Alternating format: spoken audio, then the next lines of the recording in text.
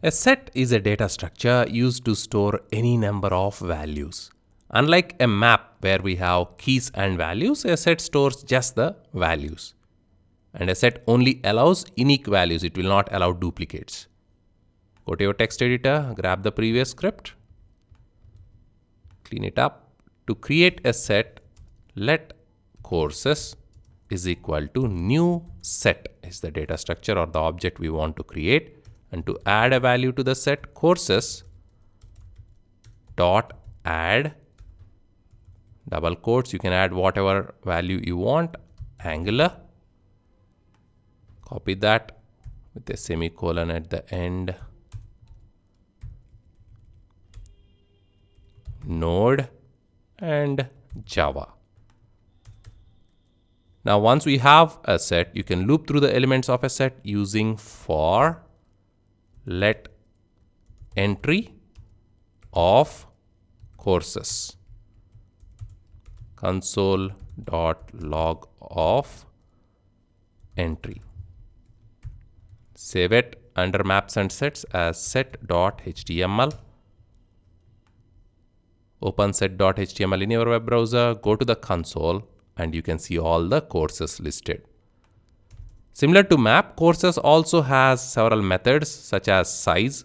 So console.log courses.size is a property on the course object, on the set object, that will give us the size of the set. You can also use has to check if courses has a particular value. Pass in the value Angular. It will return a Boolean true if the value exists, like this, and it will return a false if the value does not exist. React, save it, go back, refresh. This time it returns a false. Similarly, you can also use a clear function. So if you invoke clear right here, courses.clear, that will clear up the entire set for you. Save it. You can use the courses.size before the clear and after the clear. Go back, refresh. There is a syntactical problem, course. One of the places we are using course instead of courses. Right here, it should be courses.clear. Refresh.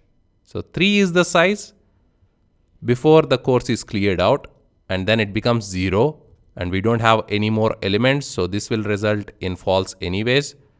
And here, since we do not have any elements, the for loop does not display any elements at all.